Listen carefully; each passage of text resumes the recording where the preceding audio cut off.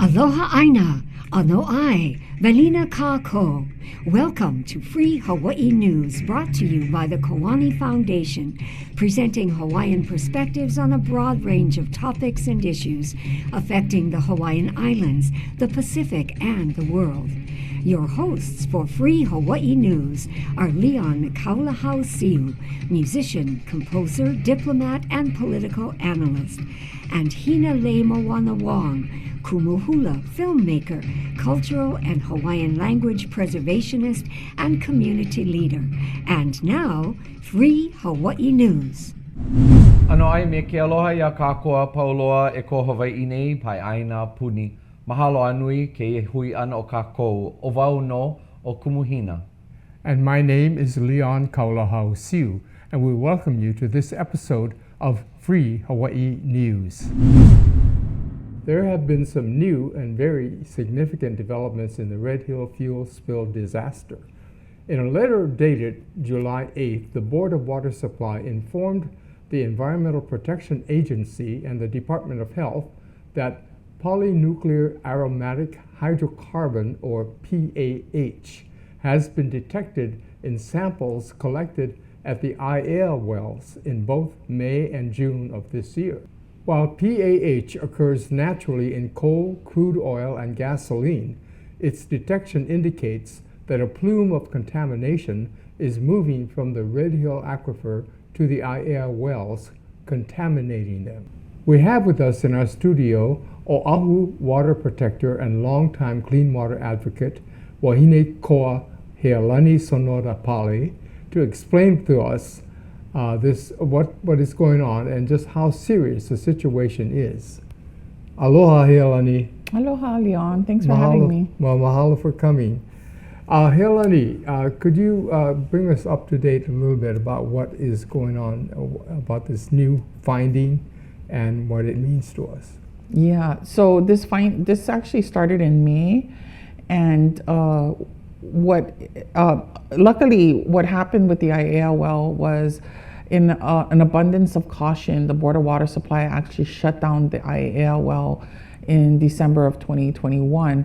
So right now, residents in that area who used to rely on that well are not in danger. But basically, the Board of Water Supply has been doing testing at these wells for contamination, and it was found in May in two tests, May and June, and then when they did another test in late June, they didn't find any contamination. So what this is indicative of is that there is contamination in our aquifer and that it's moving, and the IAL well is 2 miles away from Red Hill, and so, or Kapukaki. And so what it is also saying, what it could be an indicator of is that it's moving toward the west. Okay, so what kind of a danger does this present in the near future? Yeah, so it's a very serious situation. And I will say that one of the main concerns that I've heard in meetings that I've been in is that it will spread to aquifers currently being used, and then that would cause the closure of it'll spread to the wells currently being used, and then will result in the closure of those wells or shafts. And that is where we're at now. The Board of Water Supply really has been an advocate and champion for the community and for the public by alerting the Department of Health and the Environmental Protection Agency about the situation. What is not clear is if the Department of Health and the Environmental Protection Agency is going to do anything and actually realizes that this is a result of the Red Hill spill back in November 2021 and in 2014. So have they actually determined that that's where it's from, or are they still wondering? Well, and see, that's the thing. So the Board of Water Supply is asking for transparency from the Navy. You know, I think it was like a few months ago, a Hawaii report came out, and in that report, that was it was put together by a committee put together by the Ledge and by lawmakers. In that Hawaii report, they had found out that the Navy could have potentially spilled 2 million gallons of fuel into our water and land. So we don't know what we don't know at this point. So one of the demands, I think, of the Board of Water Supply is that the Navy come out and share with us how many spills there have been over the 80-year period that they've had kapukaki and had those tanks underground, and also to do independent testing. Even the Navy's own tests on their quote-unquote Safe Waters website for the joint bases showed contamination as well, showed the same results. So this is clearly, there is contamination. It is dangerous to drink or ingest. Some of the contamination that the Board of Water Supply found was actually above the action levels that the Department of Health has put out. So this is also concerning, right? Because it's not safe to drink PAHs. It can cause cancer and all kinds of other skin disorders and diseases, and especially for families with children. So I think we all need to be very vigilant about the situation. There's a huge population in that area, in the Aiea, Halawa area. The Board of Water Supply has gotten a response back from the EPA and the Department of Health, but I don't think it's helpful for us. This is all still contingent upon the Navy or the U.S. releasing information. We don't know. So are they thinking about that? What's the indication? I don't know. And today we just finished, the Red Hill CRI chair, Marty Townsend, just finished drafting a letter to our federal delegation, to Senator Schatz, Hirono, Representative Case, and Tokuda, asking them to look into this issue and to help us get the information we need, and to help the Board of Water Supply, get the information they need to help us to get independent testing, and to support initiatives like the Hawaii Initiative, which is a bill that died this past legislative session, but it would have set aside a fund for and an office just for the remediation of the land and the water. This is a 30-year project that is going to happen. So there is a mediation plan, well, I think it's like we don't know what we don't know. So it's hard to plan when you don't have the full facts. But the Hawaii report did get some information we never knew before. And that was very helpful. So, I think we should all be, I'm not trying to cause panic or anything. It's just we need to be vigilant. And we need to report any kinds of strange smells or sheens on our water, or illnesses. So things like that, we need to start reporting it to the EPA and the Department of Health. So the Aiea well has been shut down, or was shut down anyway. What are the challenges of figuring out where the plume is moving, and even cleaning up the aquifer, if that's even possible, is that no one really understands the aquifer because it's so huge, right? And it's underground, and it was, it was assumed that maybe the plumes won't move if there's no pumping or movement, right? But the plumes are moving.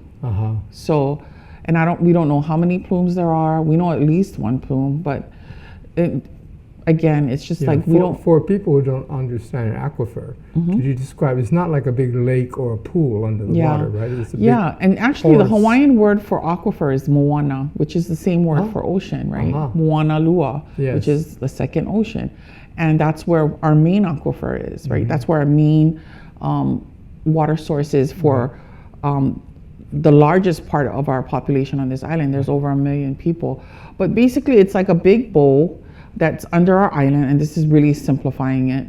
And all these wells and shafts are like little straws that we stick into the big bowl and we pull water out from. So, and the big bowl is not really an empty space. It's, It is filled with water, fresh water. Yeah, and it is our sole spongy, source. Right? It's like stone and and there's caverns. We don't know if there's, how. I don't think it's been thoroughly studied, so it's not. I think that's the part that which is kind of up in the air. And if we had to clean it up, I believe it would cost an immense amount of money. It is our sole source aquifer that provides water for over 1 million people on this island, including tourists. So it's and I think what has been the problem here is that the Navy is more concerned about their reputation than about being transparent and being forthright about the information and helping the families. There are still families that are still drinking out of bottled water. I mean, drinking out of bottles, basically. So they're not on the military bases, there still are. There's still detections. There's still families that are reporting illnesses. And these things are ongoing.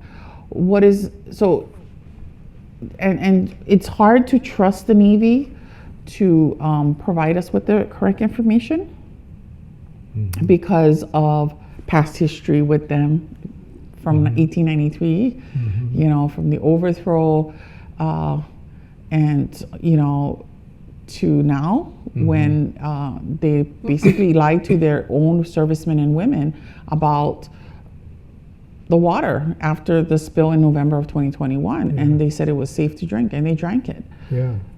So what precautions do you think Hawaii residents can take? Well, I think they need to just be vigilant. Like, they should report anything like strange smells or odors from their water, like if it's a different color, if there's sheens on it, if it's flammable, I mean, anything. Like, they need to report it to the Department of Health and watch the news and read your updates in the Board of Water Supply bill that you get every month. Yes. They usually provide good information in there. Okay, very good.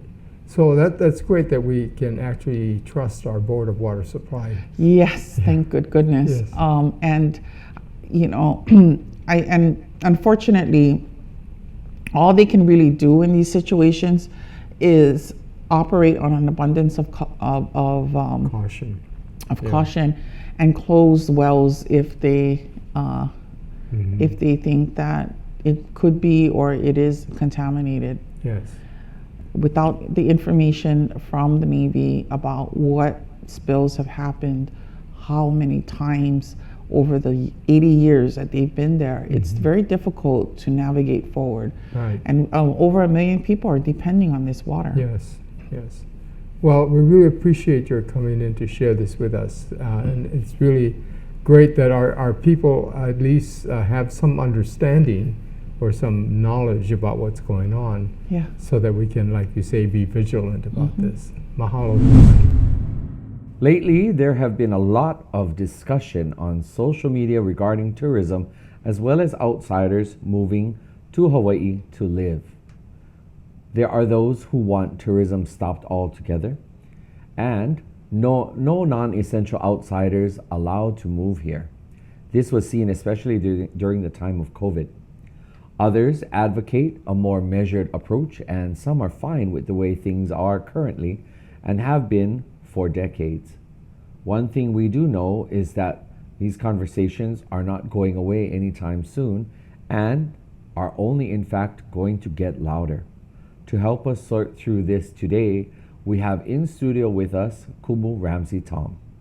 Ramsey is recognized in Hawaii and internationally for transformational leadership, in sustainability as well as cultural and place-based values. In addition to being a master in the Hawaiian martial art of lua, Ramsey is the president and founder at the Life Enhancement Institute of the Pacific. He is also a director at the Pacific Islands Leadership Institute at Hawaii Pacific University and cultural sustainability planner at PBR Hawaii and Associates. Aloha kaua, Ramsey. Aloha. Nice to be back. Mahalo. Thank you for joining us Thank again. you for having me. Tell us, Hawaii's tourist industry is going through a lot of change right now. Yes? Tourism is down in Hawaii, according to some, and it seems like those who had wanted to vacation in Hawaii are perhaps respecting many Hawaii residents who have resonated with sentiment saying, do not come, do not come. This was made even further an emphasis by the fires that impacted Maui last year. And so people on social media are all about the business of talking about whether tourists should stay away from Hawaii. Is that a good thing? Is it a bad thing? Talk to us about it. Well, you know, like I like to say to my students at the university, 3-word answer: it all depends. Right? Exactly. It all depends on the consequences. It all depends on the goals and objectives. It all depends on a number of things. So if we define tourism or acknowledge tourism as a means of revenue, then the question then was, what replaces that revenue? Yes. Right. So at that point, it's not a matter of tourism. It's what source of revenue you have that then meets the needs and the goals and objectives of the people, of the community. So that conversation needs to be had. But to say outright no tourism, that affects a lot of people who at this point in time rely on that only because they have no other choice. That's what we've learned. Yes. And we haven't replaced that. Yes. The other part of it is how we define it as an experience where we go back in time and look at the visitor experience versus a tourism experience. I think the latter is one that is more spectator oriented. Yes. Yeah. Yes. What happens in Vegas stays in Vegas. That mentality. Whereas the visitor experience is we have relationships. Yes. So tourism is a transactional experience. Yes. The visitor experience is a relational experience. Yes. So it all depends on how you define that and whether or not we want to enhance and improve our relationships with people or maintain a transactional experience. And I think that in itself begins to shift the conversation. Yes. Good, bad, or indifferent then depends on what those consequences and those goals and objectives might be. Absolutely.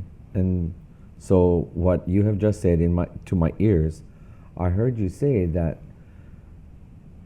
whether Hawaii as an island, as a people, and not necessarily ethnic specific, but as a place that is currently reliant upon tourism, if the community all of a sudden says no tourism, that wouldn't necessarily be a problem, but people have to talk about a reality that gives acknowledgement, that shows cognizance about the fact that at this current point we are so tied to tourism that to completely drop it, stop it, and walk away from it, no matter how people feel about it, if that were to occur, that would be disaster for so many people. It would, only because we haven't replaced it with something of equal means. Imagine turning off a system that has now been here for decades. Not to say that it can't be done. Yes. But readiness and preparedness. If anything, our kupuna understood that. Be prepared and ready if you're going to make these kind of decisions. Or at least be prepared to live with the consequences of making that decision. Right, wrong, or indifferent. The reality is if you make that kind of decision for yourself, but if you make it for others, what have we done to prepare them for those consequences? Yes.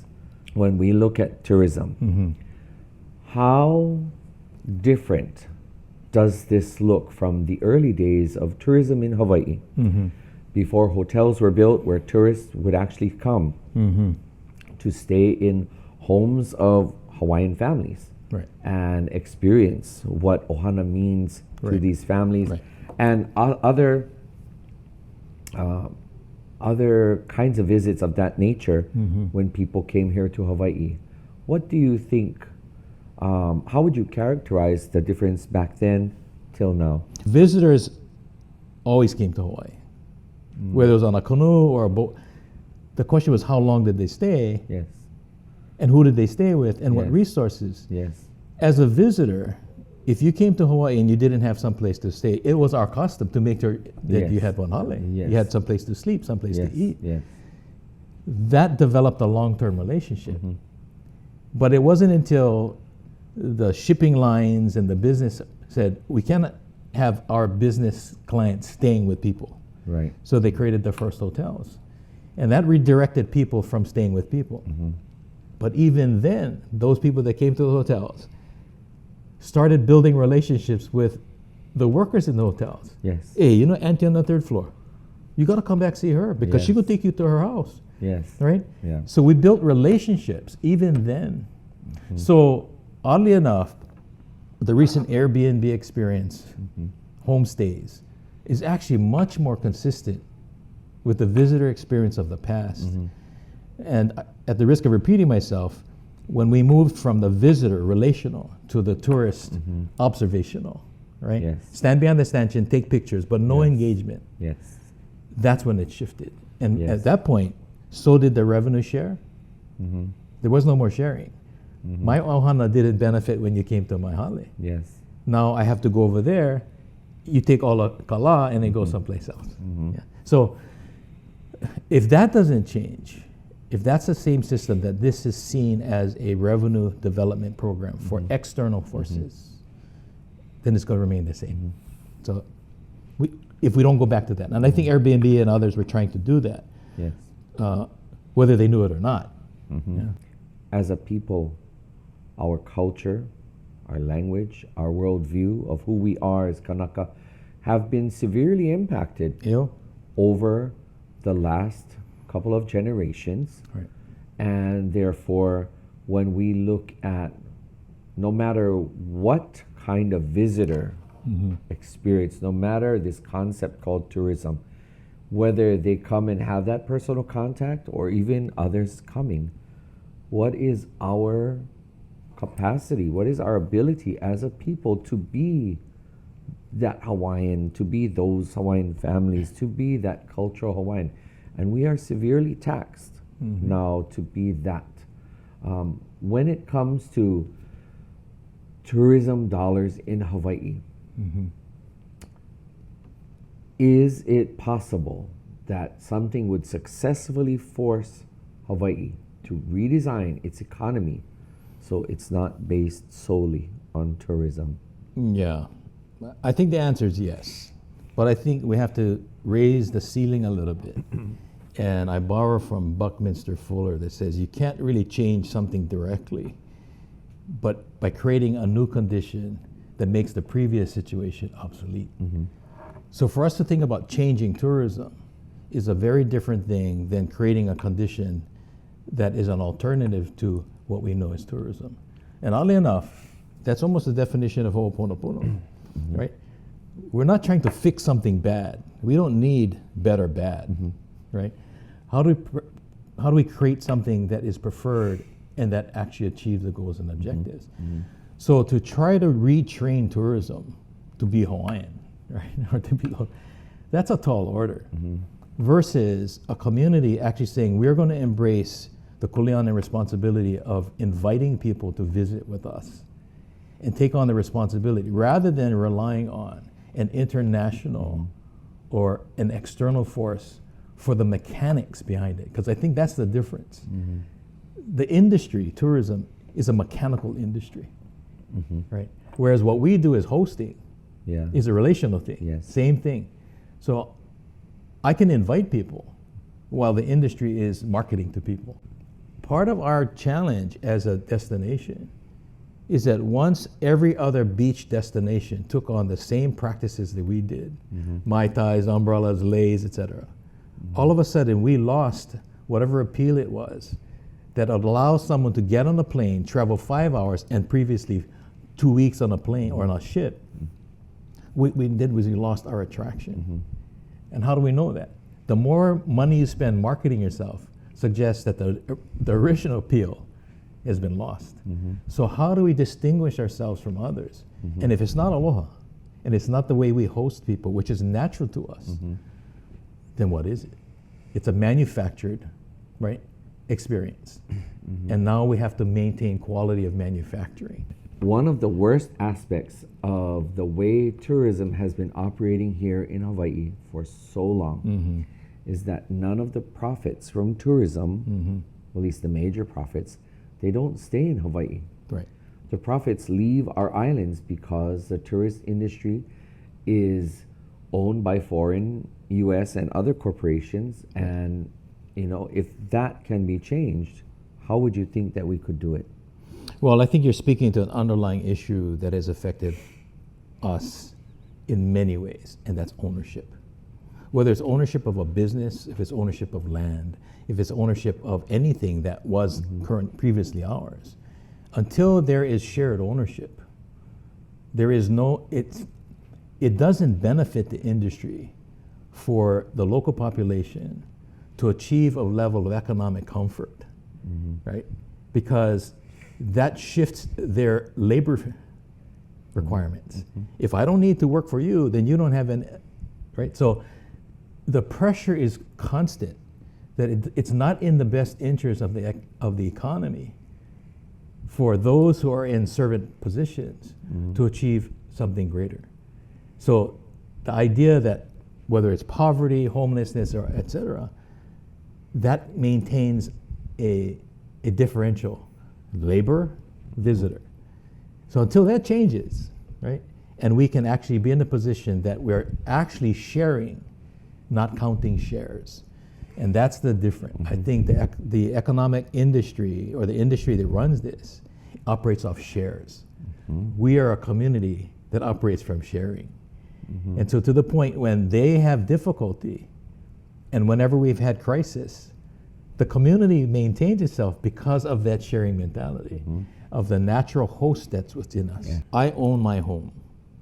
Then I should have the right to invite you into my home to experience me and my home. We share that relationship. When I'm living in someone else's home or working in a hotel, I'm applying and living by somebody else's rules, right? The challenge that we have or had with Airbnb type operations was that on one hand, it supported and helped the residents. On the other, it really built out and supported the investment model. So you didn't have to be a resident. In fact, it encouraged people to purchase homes as platforms, right, that they could then bring people in. That began to separate people from opportunity to live in a resident. So we made some bold moves by saying, to eliminate one problem, we eliminate all other opportunities. See, if the residents are allowed to, as we did before, utilize our homes for the purpose of visitation and welcoming strangers, that's very different than allowing someone elsewhere to purchase the property next to you as an investment opportunity. So the real focus then is not on the investment in economics, but on the resident and their capacity to sustain themselves. If the state policy says that our priority is economic development for everyone else, then the resident is going to lose again, right? I think we cut off our nose to spite our face when we stopped the Airbnb for residents, right? Being there, allowing someone to be. If somebody, a kupuna for instance, has a home with multiple rooms, and this is a means of them not only sharing their culture or anything they want to share and make revenue from it, versus having them to continue working in the workforce as a hotel operator or an employee, that's the distinction. So I think the ownership principle is, yes, I think we should rethink how the residents of this place, again, regardless of the koko, if you're a resident of this place, what allows you to sustain your residency and care for this place? Because someone elsewhere is just looking at this as an ATM right? Yes. And so they can just draw money anything with no kuleana to the place or to their neighbors. So I think that's where policymakers have an opportunity to rethink this, revisit this opportunity, especially when that model actually happens to be what the visitor is looking for. They're not looking for the crowded places anymore. Maybe the beginning tourist, but the seasoned visitor is actually looking for my relationship with the people on the ground. And that's what this does. Other countries have done it. That's the challenge.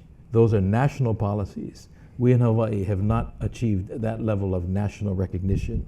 Once we do that, I think we have an opportunity to begin to create that picture that makes the other thing obsolete. Today we're going to talk a little bit about land. And I was talking to just recently and saying to a friend that years ago I was having a conversation with the former president of the Marshall Islands. This is about 15 years ago. And he was shocked to find out that foreigners can buy lands in Hawaii. I mean, this absolutely, he said, what? How can you let that happen? And I said, well, we didn't let it happen. It happened because of a takeover and of the imposition of a foreign nation's will upon our lands. And I said that we never relinquished our lands. We didn't give up our lands. We still love these lands, but we've lost control of them because foreigners now control our lands. But he was very, very, he said, you must get your lands back, because if you don't have that, then you can't function. For me, I think my emphasis for the purpose of our sharing and to advocate for our viewership, to really think. First of all, think. I encourage all of you, our listeners, to be analytical in thought process. I encourage our viewers to really have critical analysis about what are the implications for Hawaii. You said it, the Pacific Way. The Pacific Way is akin to something that we've brought up on this show before, where in Kuhina's world, I talk about Hawaii is our mainland. Hawaii is our center. Hawaii is our piko. Hawaii is our motherland. If you have grasped this concept, then you can also shift to the understanding that Hawaii is a part of the Pacific, and therefore we must look at what does this mean to shift away from the American way to the Pacific way, because you said ownership, right? In the Pacific way, in other islands, there is still very limited to no private land ownership by foreigners. In Hawaii, that is not the case because of the introduction of religion from the outside, because of introduction of capitalism from the outside, because of introduction for all of these things that come from the outside. The outside things didn't necessarily need to be bad. What is problematic, however, is the level to which we are beholden to it, and the level to which it is now predatory upon our people. What I mean by that is, for example, in buying and selling of land, we no longer have a system where, for example, in the Philippines, if you're going to sell land, you're required to go and ask. You're supposed to seek right around you first. They have the first dibs, and the families right around you to acquire if you needed to sell that place. But again, buying and selling, the thought that land can become a transaction, that land is a commodity.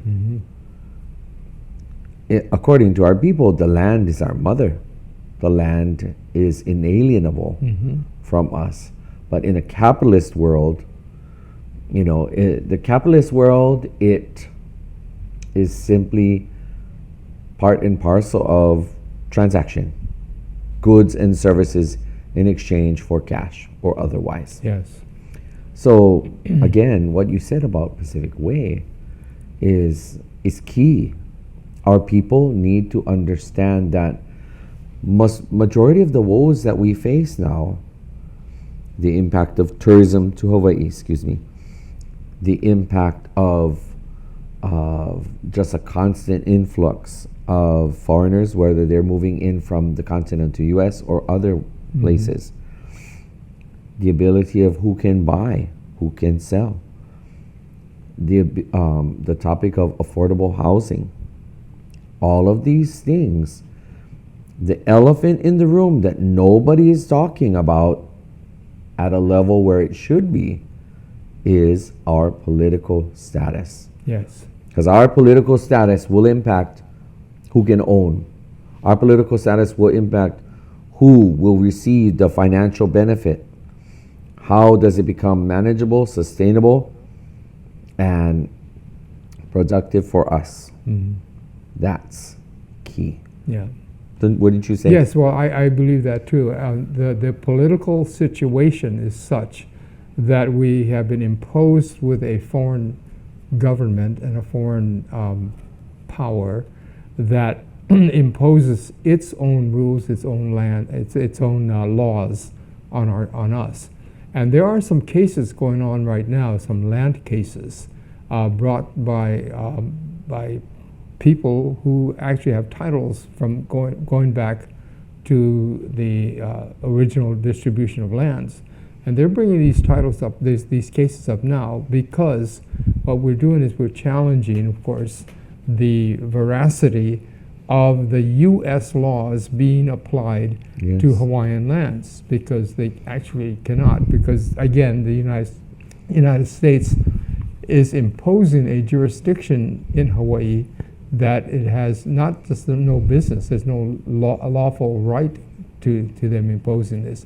The only reason they do so is because they can, and because they have the guns, and they have the force of arms to enforce those laws. But that's soon to change, because what we, as you mentioned earlier, what we need really is for Hawaii to regain its own jurisdiction, and that goes to political as well as legal. That if Hawaiians were the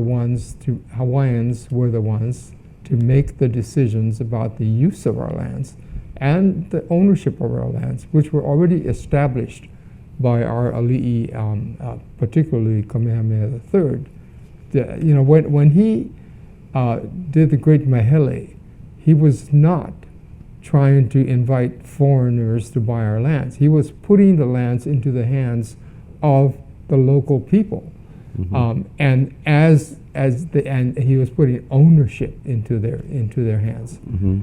His thought was that if he owned all the lands, which he did at the time, that is, he was the sole ruler of all the lands of Hawaii, then if he was overthrown or another country conquered Hawaii, all those lands would be forfeit to the conqueror, but not if it was in private hands. And so the Pacific Way it has to do with lands, that it is our kuleana. It's not our ownership, or it's not us to bargain with or do whatever we want to do, or it's particularly to make tons of money if we sell it. It's not for us to buy and sell. It's us to maintain because we inherited it, and for us to pass it on as an inheritance. So this is the Pacific Way.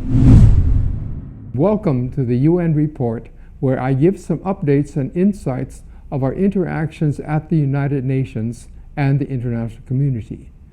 Last month, I described the work we are doing at the United Nations in Geneva, Switzerland, where we are primarily involved in interacting with the human rights mechanisms of the United Nations that operate at this massive UN facility. This month, I'll be talking about what we are doing at the United Nations in New York City, the headquarters for the UN's political operations. This is the venue with which most people are familiar, as it is usually seen on the news and in historical images.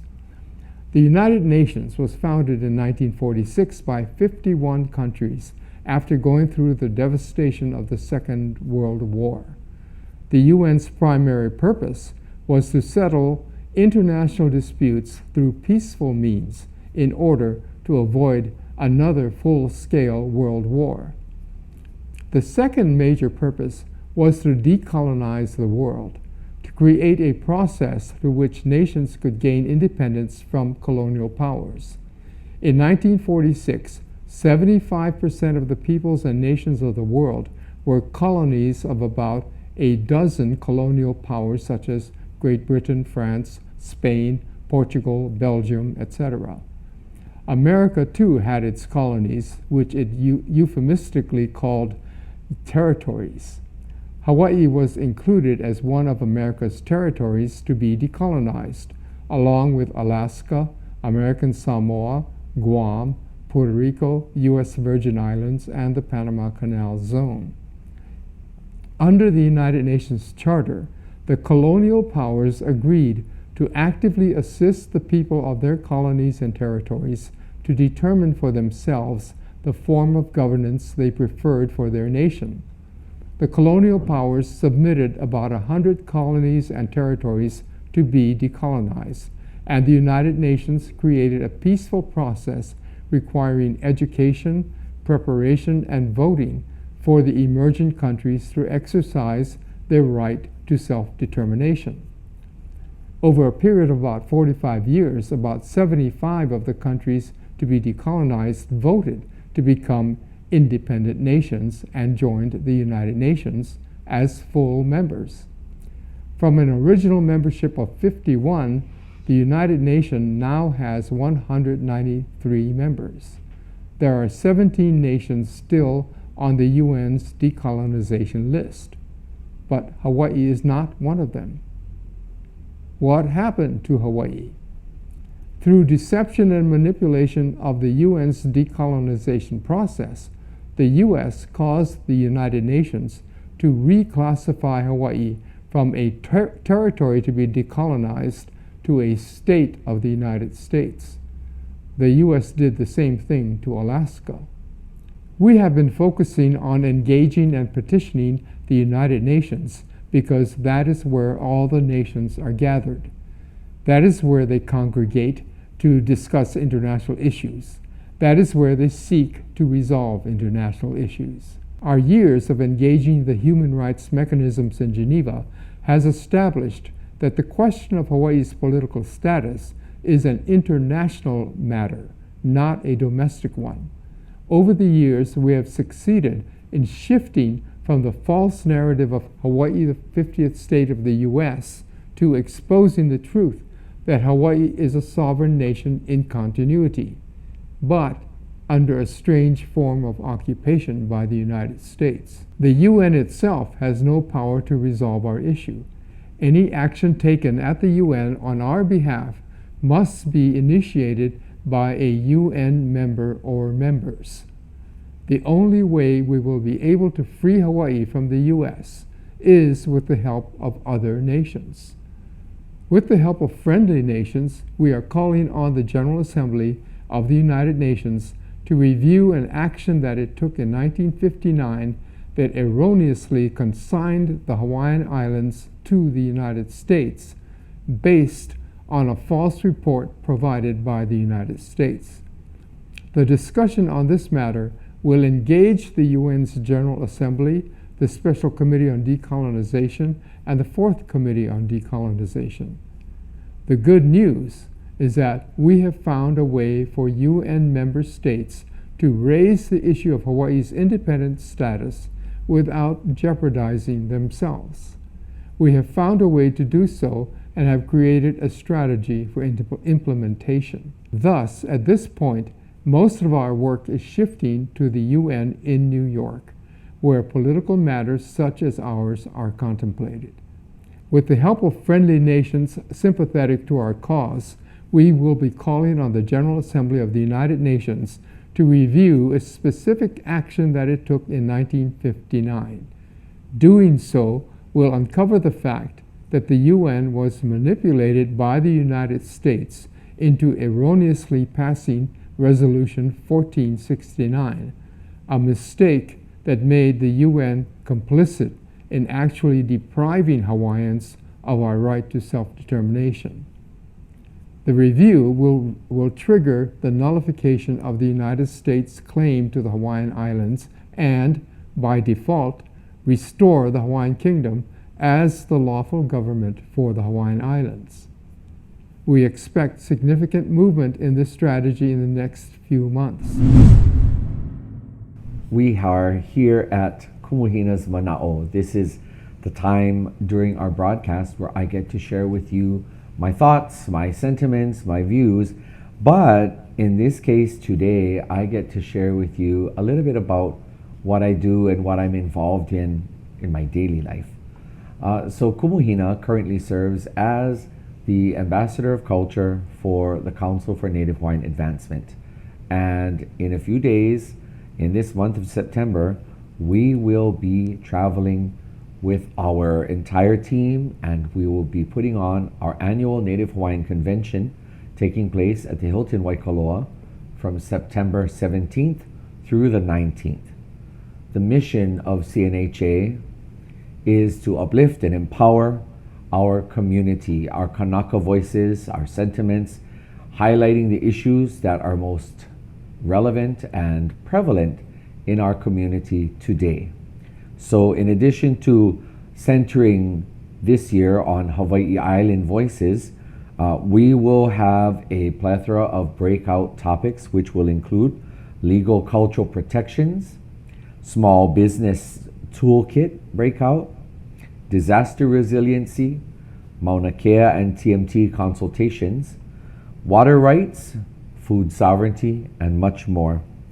Some of the events that also will be taking place in the evening will be the Pauhana Fashion Show, as well as a Hawaii Island mayoral candidate for this year's elections. Some of our main stage speakers will include Puakanahele, Kumu Puakanahele, and U.S. Treasurer Marilyn Malerba. And the part that I'm contributing to, which is what I'm going to really focus on in this section of Kumu Mana'o, is what I have been doing for the past couple of weeks. And I've gotten to travel around Hawaii Island, going to different moku, working with the kumu hula from each of the moku on Hawaii Island. So those moku include Kohala, Hamakua, Hilo, Puna, Ka'u, and Kona. And kumu hula from around the island have joined me at different rehearsal locations, and we have taught the hula, the composition Hale Hale Hawaii Nuia Kea. There's a verse in, there's an individual verse for each moku, and fortunately we will have hula practitioners from around the island coming to join us for the opening protocol. And that's why I chose to just talk about this for a minute, because we, especially in the hula community, we're familiar with the work that each halau does in our areas, in the region where we live. But we don't always get to see a national level of dancing and presentation, because that's not necessarily how hula has been. So whether you live here in the mainland of Hawaii or whether you live overseas on the continental US, we're all familiar with the halau for hula. A halau for hula especially is very relative to the kumu hula, be it an individual or be it the kumu work in tandem with oftentimes their sibling or their family. The halau are very particular in terms of the hula tradition, the hula school that they descend from. And therefore, the dances and the chants are often very reflective of that school of training and that school of hula styling. In this case, I feel so very privileged to have worked with some of Hawaii Islands, beloved Kumu. And I won't tell you their names, because you're just going to have to come to the convention and see for your own self. Build up the suspense, if you would. But it was great working with everyone, because there was excitement and there was an opportunity to bring people together that wouldn't necessarily dance together. And I consider this particular composition, because it's my own composition, to be a hula that can be shared amongst all the halau whom are willing to dance together. And in this manner, hopefully one day, my dream is that we would have a level of national hula, where we don't necessarily dance as an individual halau, but we dance as a nation, we dance as a lahui. And we saw some of this rise. The events that surrounded the protests at the foot of Mauna Kea have created that doorway where hula people and general members of the community have gotten together, and they were taught hula, they were taught chants, and it allowed everybody to converge on a very tangible element that made us Kanaka. And so I hope that I will be amongst those that will contribute to this larger body of hula that can be for anyone and everyone, whether you are from a particular halau or whether you might be someone out there in the community that doesn't have a hula affiliation.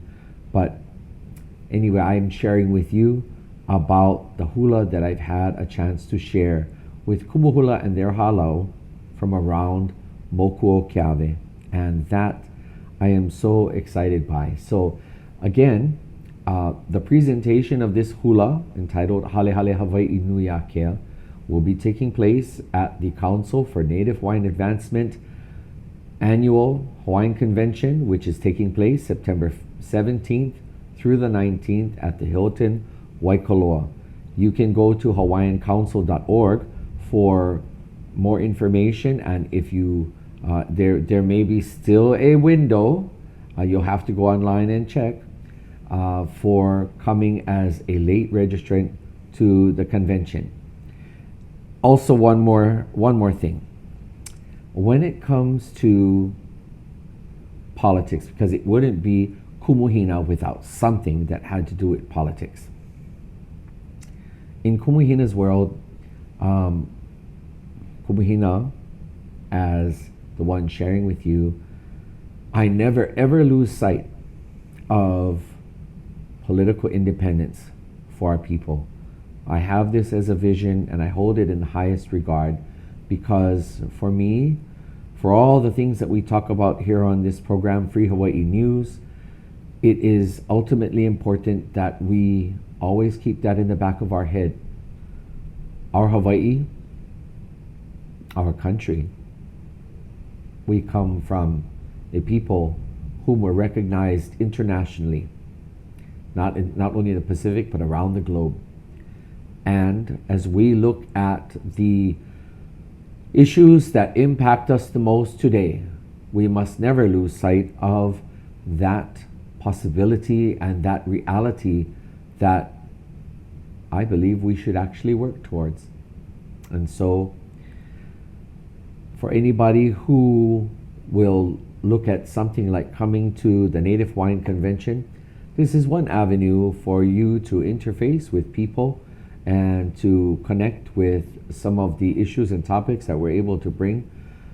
Most importantly, no matter what your politics are, to all of you, my fellow Kanaka, fellow Kama'aina, and Malihini as well, we must be actively engaged in the discussions and in the issues that matter to us the most. The worst thing that we could ever do is to sit back and let things happen in front of us. So for you, the viewer, the listener who's tuning in to this episode's presentation of Kumuhina's Mana'o, through everything that was shared, If this is the moment where you decide to get up and get active, pay attention, and if this is the day where you decide, I'm going to pay more attention now to the issues that impact us most in Hawaii, may this be your moment, and may it have come through Kumu Hina's mana'o. No laila, mahalo anui ya'uko for tuning in to this portion of my sharing on the show. Mahalo nui. Mahalo nui for joining us for this episode of Free Hawaii News. We want to thank all of our viewers, and we also want to thank our guests for sharing their mana'o with us. No laila o ko mākou leo mahalo me ko mākou aloha keia. Mahalo anui ko kākou lau na ana no keia papana. Ahui ho kākou. Aloha.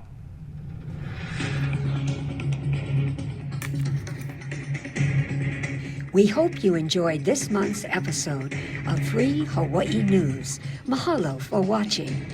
There's a new show every month, so this program will air several more times this month. You can view it anytime on Olelo's on-demand site or on YouTube. See you next time. Ahui ho, aloha aina.